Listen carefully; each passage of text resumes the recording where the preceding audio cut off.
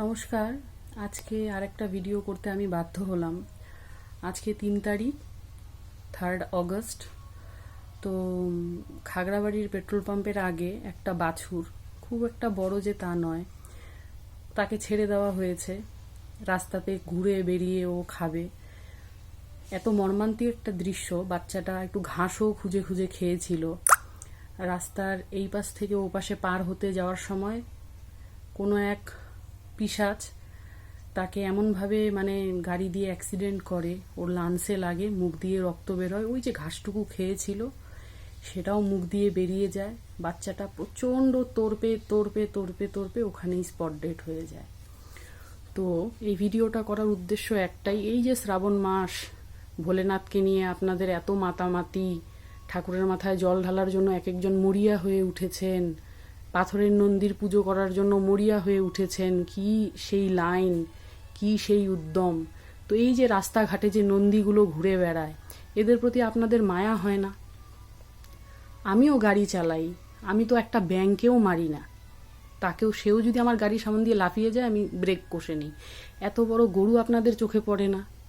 কুকুর চোখে পড়ে না? 3-4 দিন আগে পেট্রোল পাম্পের ওখানে একটা ছোট বাচ্চাকে সাইডে শুয়েছিল, ভোরের দিকে গাড়ি এসে মেরে দিয়ে গেছে। সারাদিন ওর মা আসে আর ওর থেতো মাথাটাকে চেটে চেটে চেটে চেটে ওকে ডাকে। এত মর্মান্তিক দৃশ্য যে আমি না দেখতে পেয়ে চলে আসি। আজকেও সেই একই ব্যাপার। তাহলে এত মাতামাতি করার কি দরকার? আর যারা গরু পালেন তাদের উদ্দেশ্যে একটাই কথা, গরু যখন আপনারা পালেন, খাওয়াতে পারেন না? ও গরুকে ভগবানের নামে সারাদিন বাইরে ছেড়ে দেন যে ও ঘুরে ফিরে খাক, ঠিক সন্ধ্যা লাগলে বাড়িতে আসবে, দুধটা তখন তৈয়ে বাড়িতে রেখে দিব, আবার গরুকে ছেড়ে দিব যে ও বাইরে ঘুরে ঘুরে খাক। এত যে লোভ, এত যে পাপ করে যাচ্ছেন। স্বয়ং ভীষ্ম, কিন্তু ভীষ্ম পিতামহ যিনি ছিলেন উনি গঙ্গার পুত্র ছিলেন।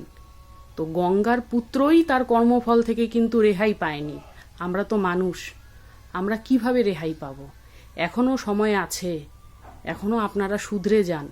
গরু পাললে বাড়িতে বেঁধে সুন্দর করে খাবার দিয়ে যত্ন করে পালুন, এরকম করে রাস্তায় ছাড়বেন না। আর যারা এরকম করে গরু, ছাগল, ভেড়া, কুকুর, বিড়াল এভাবে রাস্তায় মেরে চলে যাচ্ছেন, আপনাদের জন্য ভয়ঙ্কর বিধান লেখা আছে। আপনার পরিবারও এরকমভাবেই ধুকে ধুকে মরবে।